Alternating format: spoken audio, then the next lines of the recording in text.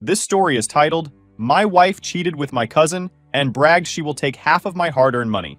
But little did she know I was one step ahead. If you're enjoying these stories and want to support the channel, don't forget to hit that subscribe button.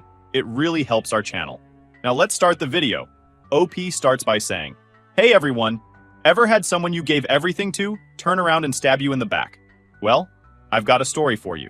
Let me take you back to where it all began. My name is Gabriel, and I'm 54 now. But this story starts nearly 5 years ago. I was 49, successful, confident, and if I'm being honest, a little restless. My life was stable, the kind of stability most people crave but rarely achieve. I had wealth, respect, and the freedom to do as I pleased. I have 2 kids, Sophie and Ethan, from my wife who passed away suddenly in my late 30s. I dedicated my life to my kids, but after they grew up and built their lives, I didn't have someone to share my life with after my wife passed away, and that absence felt sharper as the years went on. I wasn't entirely alone, though. My cousin Marco, 39 male, had always been there for me, almost like the brother I never had. We grew up together, inseparable as kids, and over the years, he became a trusted part of my inner circle. Marco wasn't just family. He was someone I could lean on, someone I thought I could always trust. Although was a master of charm but a disaster in execution, jumping from one failed venture to the next, a boutique that folded, an app that vanished. We always laughed about it. Then I met Christina. It was at a charity gala in the heart of Manhattan, one of those events where everyone was there to rub elbows and prove they belonged. I wasn't expecting anything beyond another night of polite conversation and calculated networking. But then she walked in. Christina was radiant. At just 24, she had this effortless charm that drew everyone's attention. Her laughter filled the room like music, and her smile could stop time. She wasn't just beautiful, she was magnetic. I couldn't take my eyes off her. When I finally mustered the courage to approach her, I felt like a teenager again, nervous and unsure of myself. Gabriel, I said, extending my hand, trying to hide the fact that my heart was pounding. Christina, she replied, her voice light, her handshake firm. There was something in her eyes, a spark that made me feel like I was the only man in the room. We spent the rest of the evening talking. It didn't matter that she was younger than me, or that we came from completely different worlds. In those few hours, it felt like we'd known each other forever. She told me about her dreams, her love for travel, and her hunger to experience everything life had to offer. I was captivated. Over the next few months, our relationship blossomed. Christina had this ability to make the mundane extraordinary. A simple dinner felt like an adventure. A quiet evening at home felt like a scene out of a romance novel. She made me laugh, she challenged me, and for the first time in years, I felt alive. I introduced her to my world, and she embraced it eagerly. Christina loved the finer things, luxury cars, private jets, and 5-star hotels. But it didn't feel superficial at the time. She made me believe she loved me, not just the life I could provide. Looking back, I wonder if that was the first lie I told myself. Over the months, she also met everyone important to me, including Marco. He was his usual charismatic self, charming her with his easy jokes and warm demeanor. Christina fit in with my family effortlessly, or so I thought at the time. I remember feeling a deep sense of pride watching her laugh at Marco's stories. Like the 2 most important people in my life were forming a bond of their own. Speaking of Marco, since Christina entered my life, Marco was pushing his latest project, a nebulous tech startup he claimed would revolutionize data security. He talked about it incessantly at family gatherings, peppering his pitch with buzzwords like disruption and synergy, but never offering a clear explanation of what the business actually did. His persistence, however, began to wear me down. I'd spent years dodging his pitches, but when Christina started championing his ideas as well, I began to reconsider. You should really think about it, Christina said one evening, her enthusiasm infectious. Marco's on the verge of something big. He just needs someone to believe in him. Her words planted a seed of doubt in me. I didn't trust Marco's track record, but I trusted Christina. I wanted to support him, to give him the chance he kept asking for. She was my good influence.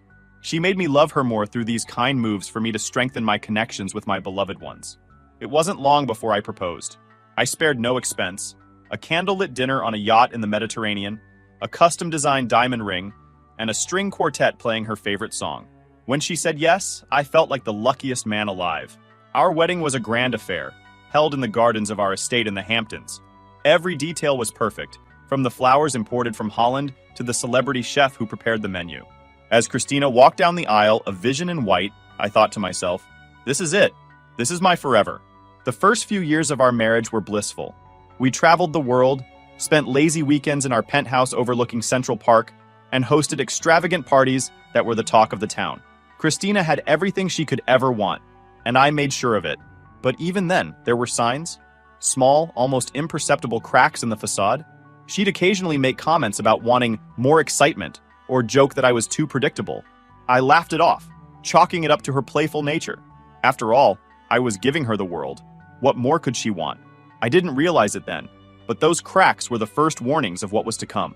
And I, blinded by love and trust, ignored them all. It's funny how love can make you blind. It makes you see what you want to see, hear what you want to hear, and believe what you want to believe. And for those first few years, I believed with all my heart that Christina loved me as much as I loved her. But love, as I would later learn, is not always enough. Sometimes, no matter how much you give, it will never be enough for the person who doesn't know how to appreciate it. And Christina, as I would come to discover, was that person. The cracks in our perfect life were only the beginning. What came next shattered everything I thought I knew about her, about love, and about myself. But at the start, all I saw was the beauty, the joy, and the promise of a lifetime of happiness. Christina was my everything. I just didn't know how much that everything would cost. After our grand wedding, Christina and I settled into what I thought was a perfect life. I worked tirelessly to ensure we had everything we could ever want. Money wasn't just a tool. It was my love language. My way of showing her that she mattered more than anything. And Christina? She thrived in the world I'd built for her. Our penthouse in Manhattan became her playground. It overlooked Central Park, a view she adored. She'd stand by the window, gazing at the city lights and say, "Gabriel, you've given me a dream." It felt good to hear that, like my hard work was validated. I wanted her to be happy, and every time I saw her smile, it felt worth it. Christina quickly grew into the role of a socialite. She became the centerpiece of every party we hosted, the woman everyone admired and envied. My world became hers, and I was happy to let her take the spotlight. We traveled endlessly, weekends in the Hamptons, summers on the French Riviera, winters in Aspen. Her favorite destination was La Romana in the Dominican Republic. She loved the exclusivity, the private villas, the turquoise waters. For years, it felt like we were living a fairy tale. But even fairy tales have shadows. The first signs of trouble were subtle, almost too small to notice. Christina had always been outgoing, but over time, her nights out became more frequent. At first, it was with friends from the charity circles, people I knew and trusted, but gradually, new names began to pop up. "Just some friends I met at the gallery," she'd say casually, brushing it off. I didn't think much of it. Christina was young, and I wanted her to feel free, not trapped by the age gap between us. But then, she started coming home later and later. Her excuses grew flimsier. "It was just such a great night. You wouldn't have enjoyed it anyway," she'd laugh. I started feeling a gnawing doubt in the back of my mind. Was this normal? Was I being paranoid? Chalked it up to my insecurities about our age difference. I told myself that Christina was just enjoying her youth, that I had no reason not to trust her.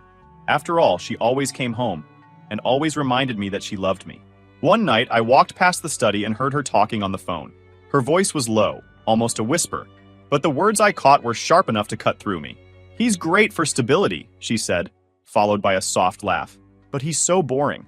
I mean, he's Gabriel. What was I supposed to do? Say no to a man with that kind of money?" I stood frozen, unable to move or breathe. Was she talking about me? She had to be. I wanted to storm in, demand an explanation, but I couldn't. My legs wouldn't move, and my mind was racing too fast to form a coherent thought. I quietly stepped away, pretending I hadn't heard anything, but her words replayed in my head all night.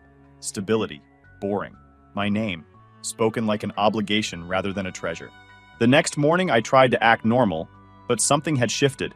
I watched her more closely, noticing things I'd ignored before.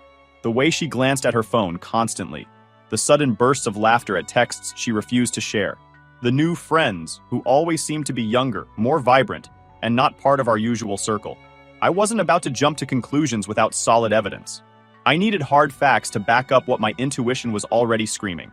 No way was I going in blind. One night, I mentioned to Marco that Christina had been acting distant. He waved it off with a laugh. "She's young, Gabe. Probably just needs a little excitement. Don't read too much into it." His words reassured me, and for a while I convinced myself he was right. However, it wasn't long before the proof began to appear. One evening, while Christina was in the shower, her phone lit up with a message. And I wasn't going to miss an opportunity like that to assure her. The message was from someone named L. It read, "Can't wait to see you again. Love you." My blood ran cold. This wasn't a friend. Friends don't send messages like that. Christina came out of the shower, oblivious to the storm brewing inside me. I didn't say anything. Not yet. I needed to understand what I was dealing with.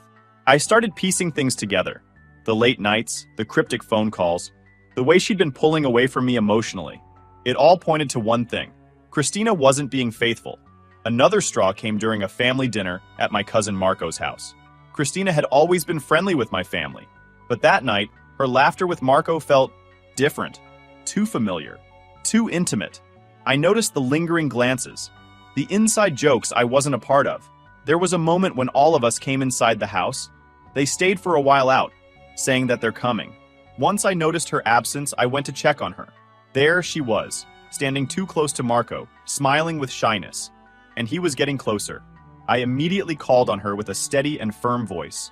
I almost ruined the whole night, but I was too wise to act childish. I had my own other ways. Obviously, it didn't take long for me to notice that there was something between them. Any awake man would notice. The betrayal wasn't just with strangers. It was with someone I trusted, someone who shared my blood, my cousin. The realization left me breathless and furious. This wasn't just about infidelity. It was about betrayal on a level I hadn't imagined. But still, I said nothing. I needed time to process, to figure out my next move. This situation required precision. I had spent years building a life of stability and control, and now everything felt like it was spiraling out of my hands. The cracks in our life of luxury had widened into fissures, and I knew it was only a matter of time before everything came crashing down. But if Christina thought she could get away with this, she underestimated me. After that dinner at Marco's, the pieces of Christina's betrayal began to form a picture I could no longer ignore. The woman I had given everything to, the love of my life, my partner, had been lying to me. And the lies weren't just small ones. They were deep, calculated, and cruel. For days, I lived in a haze, alternating between heartbreak and rage. My mind replayed every suspicious moment, every strange look she exchanged with Marco, and every late night she couldn't explain. I didn't confront her immediately. I wanted more evidence. Maybe it wasn't Marco. Christina's phone became a goldmine of damning proof. Late one night, while she was asleep, I finally worked up the courage to unlock it. My hands trembled as I scrolled through her messages, but what I found made my stomach churn. There were texts from Marco L. I knew it was him. She mentioned his name in one of their conversations. Explicit, vulgar messages that left no room for doubt. They joked about their stolen moments, their plans to meet up while I was working late. It felt like a dagger to the chest. I'd given her the world, and this was her gratitude? And with Marco of all people, my cousin, someone I'd grown up with, trusted, treated like a brother. But it wasn't just Marco. There were others. Flirtatious exchanges with strangers whose names I didn't recognize. Messages confirming rendezvous at upscale hotels I'd never been to. Christina's hunger for excitement extended far beyond what I could have imagined. That night, I sat in my office. In front of me lay a folder filled with evidence. Messages, photos, every damning lie Christina thought she'd hidden so well. For a moment, I let myself feel the weight of it all. The years I'd wasted. The love I'd poured into someone who never truly deserved it. I exhaled, slow and deliberate, then slid the folder into the safe. Not yet. Confronting her now would be satisfying. Oh, it would feel good to see her squirm. But it wouldn't be enough. I needed precision, strategy. I needed to dismantle her life the way she tried to dismantle mine. Carefully, deliberately, and with no room for recovery. Just as I was closing the safe, my phone buzzed on the desk. It was Charles, my oldest friend. He wanted me to come to dinner. My first instinct was to decline. After all, what was the point? For so long, I'd wrapped myself in a cocoon of work, home, and Christina, shutting out everything and everyone else. But something stopped me. Maybe it was exhaustion, or maybe it was the faint whisper of a life I used to have, one filled with people who genuinely cared about me. Over the next few weeks, I moved methodically. I met with my lawyer, transferring assets out of our shared accounts, and ensuring Christina's access to my world was slowly but steadily cut off. She hadn't noticed yet, too preoccupied with her endless girls' nights and frivolous shopping sprees. Each small step felt like a victory.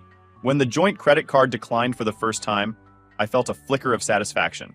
That evening, Christina stormed into the penthouse, feigning confusion. "Gabriel, there must be some mistake," she said, waving the card in my face. "I'll look into it," I replied, keeping my tone calm, almost disinterested. She didn't press further, too proud to admit the humiliation. But it wasn't about the money for me. It was about breaking the trust in everything I gave her. Little did she know, this was only the beginning. Then, I started to clean things up with Marco first, since this trustworthy guy left me no choice. His smug demeanor, his constant hovering around Christina, and the subtle way he always steered conversations back to his business, it was all too calculated. When I finally pieced it together, I decided to confront him directly. No theatrics, no warning, just the truth, raw and unvarnished. I called him to my office one evening. He walked in, all false confidence and casual arrogance. "What's up, cousin?" he said, easing into the chair across from me, like we were just catching up over coffee. I didn't waste time. "Cut the act, Marco. I know what you've been doing." He froze for half a second, just long enough for me to see the flicker of guilt in his eyes. "What are you talking about?" "You and Christina," I said, leaning forward. "The late-night chats, the secret meetings, the way you've been using her to push your business agenda. Do you think I'm blind?" Marco smirked, a defense mechanism I'd seen him use 100 times. "Come on, Gabriel. You're reading too much into this. Christina's just been supportive of my work.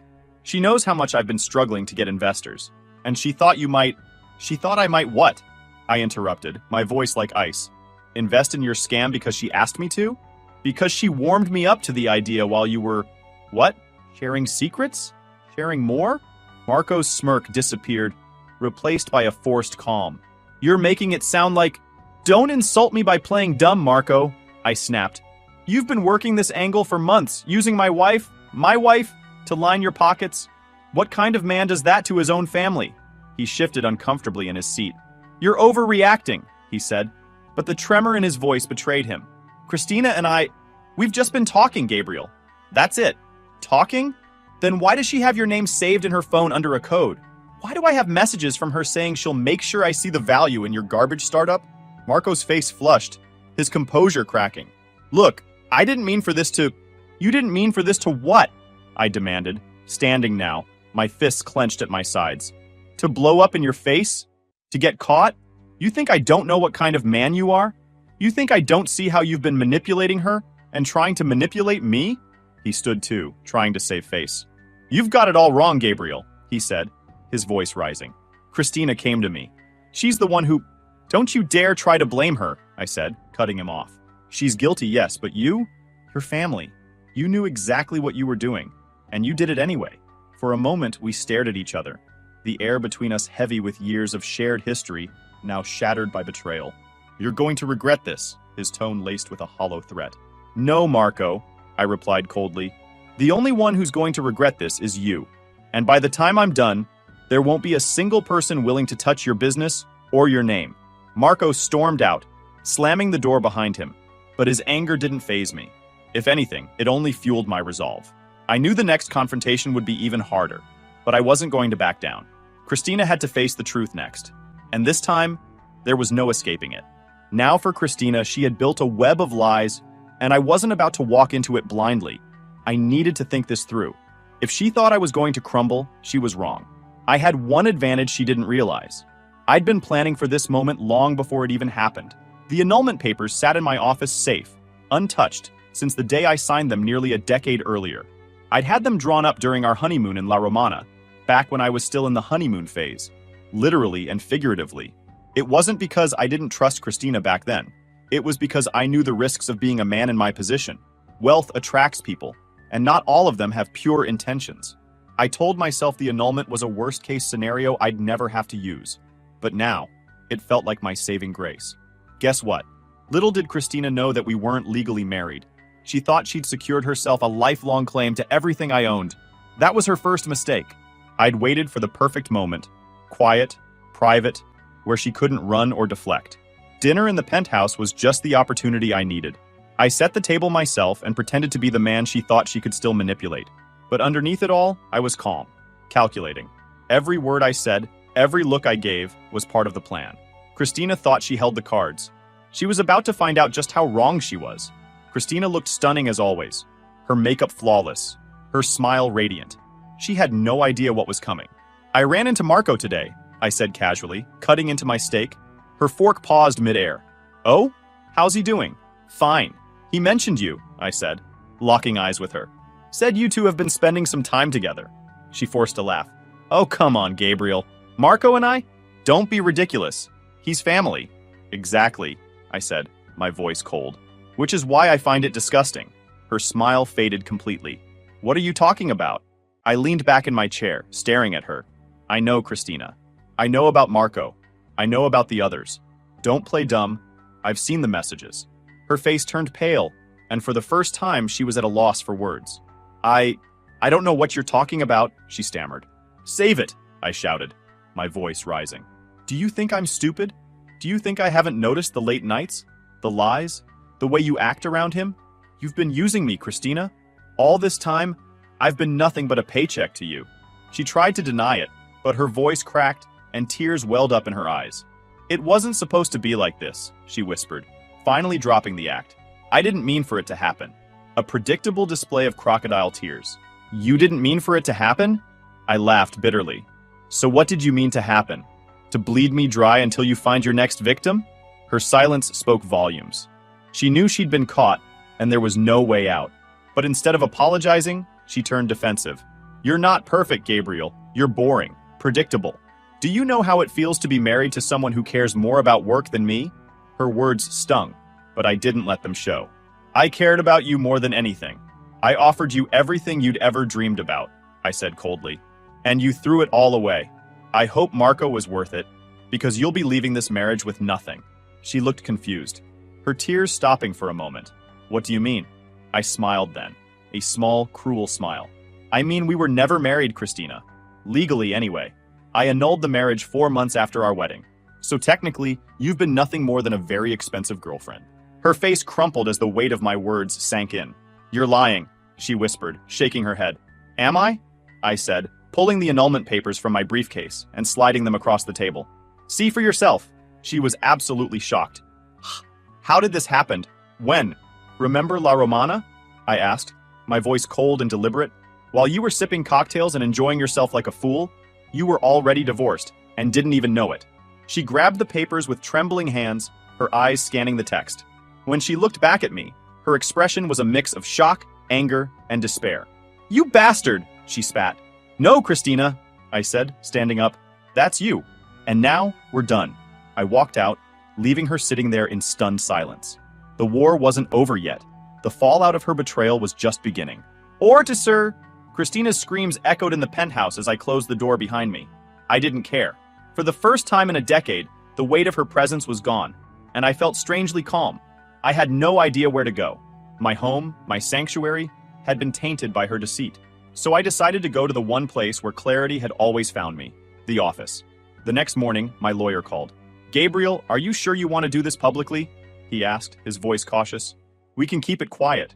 Settle everything behind closed doors. No, I said firmly. She doesn't deserve quiet. I want her to feel the consequences. And consequences, she felt. The annulment papers were just the beginning. I removed her name from everything. Cars, properties, even the shared memberships to exclusive clubs. By the end of the day, Christina's life had gone from penthouses and private jets to 4 suitcases and a guest room at her friend's apartment. Within days, she was calling me incessantly, leaving voicemails that ranged from tearful apologies to outright threats. You can't do this to me, Gabriel, she sobbed in one message. I gave you the best years of my life, loved you. I laughed bitterly, deleting the voicemail. The best years of her life? Maybe. But she'd spent those years siphoning everything she could from me while chasing her thrills behind my back. Love didn't even enter the equation. What was she waiting? For me to die and live happily ever after, with my cousin using my money? The more desperate she became, the more I realized how much power I had taken back. But the fallout wasn't just financial. Christina's betrayal had cracked open my personal life in a way I hadn't anticipated. Friends and acquaintances began whispering. Some pitied me, while others saw an opportunity to get closer now that she was gone. It was exhausting, sorting out who genuinely cared and who was just curious about the scandal. I thought to get through this, I had to make things clear to everyone. So, the first step in moving forward was confronting the ties I had yet to sever. Despite the annulment, there were still lingering threads, shared acquaintances, unresolved financial entanglements, and the looming question of Marco. Christina might have been legally powerless, but socially, she was still trying to manipulate the narrative. I decided it was time to put an end to that. I started by calling a family meeting including my kids, something I rarely did. My family had always been complicated, tight-knit but riddled with its own politics. Marco, however, had crossed a line that couldn't be ignored. When everyone gathered at my home in the Hamptons, the tension was palpable. Marco arrived late, his usual bravado noticeably absent. He avoided my gaze as I stood at the head of the room, addressing the family. "I've called you all here because there's been a betrayal," I began, my voice steady. "One that involves not just my personal life, but the integrity of this family." The room fell silent. I laid out the facts: Christina's infidelity, Marco's involvement, the evidence I'd uncovered.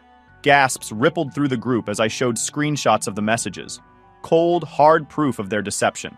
Marco tried to interject, but I silenced him with a glare. "You've not only betrayed me," I said, my voice firm, "but you've brought shame to this family.